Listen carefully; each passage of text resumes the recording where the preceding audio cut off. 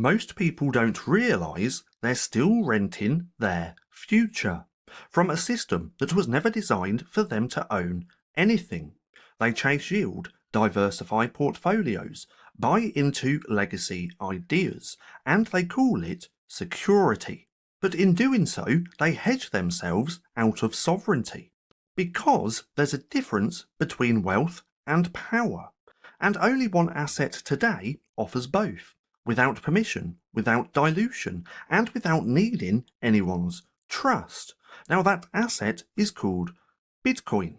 Now not because it's trendy, but because it's the first form of capital that cannot be corrupted, inflated, or stopped.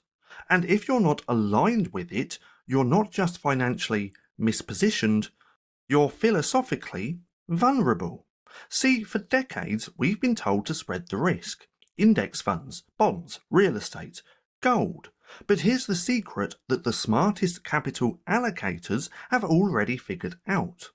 Diversification is often just disguised as uncertainty, a hedge against not knowing, a passive strategy for people with no conviction. And in a world of high volatility and asymmetric upside, concentration, when done correctly, is no longer risky. It's actually required. See, Bitcoin isn't just a slice of a portfolio, it's becoming the gravitational centre around which the rest of your financial reality should orbit. See, the rules have changed, and what worked in the 20th century is now becoming the anchor to outdated thinking. See, Bitcoin is not just another asset, it's not a stock, it's not a currency, it's not even digital gold. It's the apex asset of the digital age. See, it's the most performant, secure, and trustless form of capital humanity has ever created. And if you want to understand the future, you don't look at what's comfortable. You look at what's structurally inevitable. See, we're transitioning from physical systems to digital networks, from closed systems to open protocols, from trust-based economies to code-based certainty. And Bitcoin sits in the epicenter of that shift. So let's go ahead and zoom out. In the 19th century, the Rothschilds dominated global finance by moving sovereign bonds and settling in gold. Now their network ran on physical bearer instruments. It was slow, complex, and dependent on manual trust. But it worked because gold was the most trusted asset of its time. But now imagine trying to run that same system in today's world. It wouldn't survive a second. See, capital today moves at the speed of light. Trillions of dollars fly across borders, across protocols, and across time zones. Now you need an asset that can settle instantly, and that can scale globally, that can't be seized, censored, or inflated away. See, Bitcoin is the only asset built for this world, the only asset that matches the velocity of digital commerce with the immutability of a fixed monetary base. See, remember the early days of the internet. People laughed at email. They called the web a fad. And they said, I'd never put my credit card online.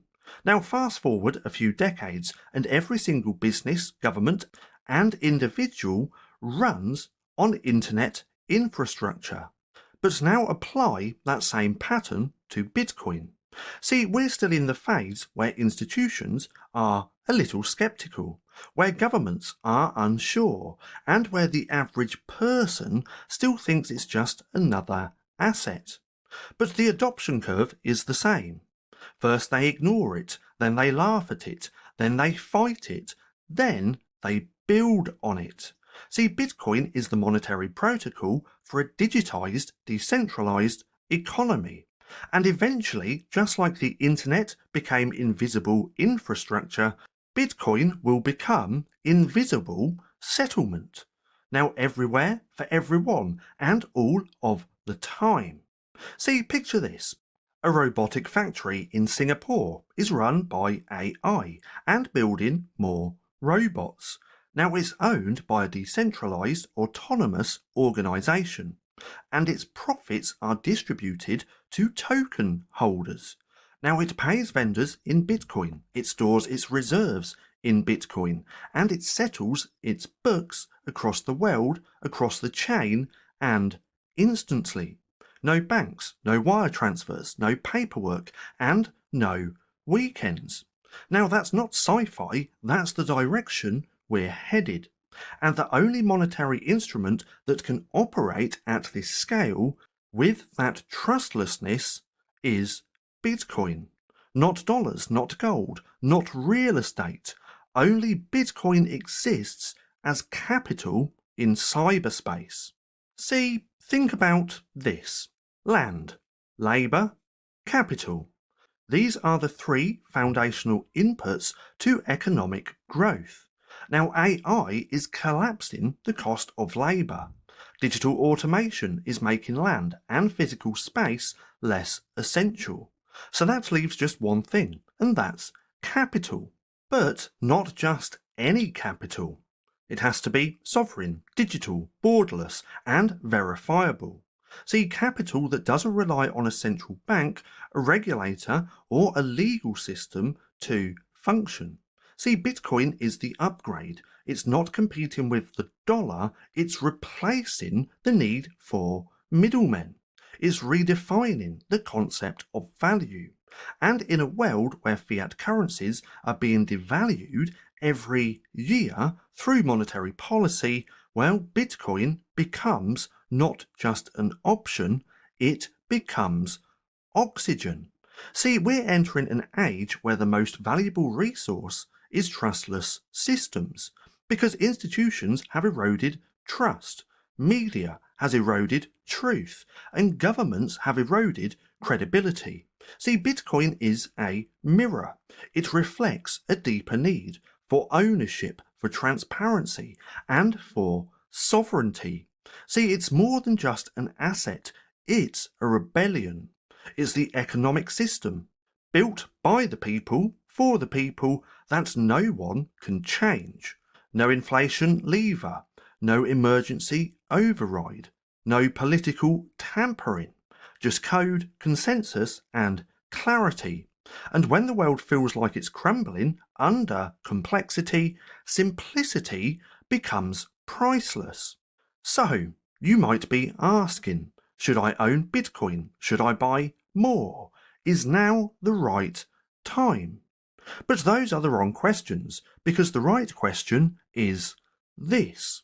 What kind of person do I want to be when the financial reset happens? A spectator or a sovereign? Someone watching institutions scramble to catch up? Or someone who had the foresight to front-run history?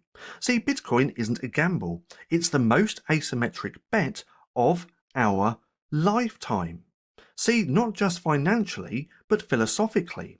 See, the longer you wait, the more you pay, in price, in optionality, and in time. See, imagine this. It's 2040. The global monetary system runs on open source protocols. Corporations settle instantly across Bitcoin sidechains, and central banks issue their own stablecoins, but the apex reserve asset is no longer gold. It's Bitcoin. See, a 15-year-old in Nigeria earns Bitcoin from writing AI prompts for a firm in London. A grandmother in Argentina stores her life savings in a cold wallet. And a micro factory in Vietnam pays employees in Bitcoin, and they spend it globally without friction. See, the world didn't vote on this, it evolved into it, because the market always finds the most efficient truth, and the truth is Bitcoin. Now, if this stirred something in you, it should, because this isn't just a story about money, it's a story about power, about control, and about freedom. So go ahead and subscribe right now if you're building a future with intention, a future that doesn't beg for permission.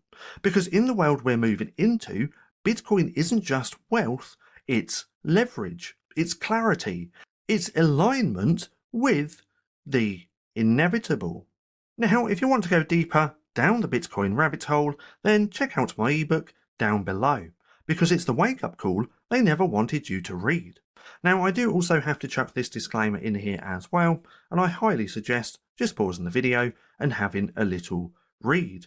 Now, if you've made it this far, and if you're looking for something else to watch, then click right here and have a watch of this.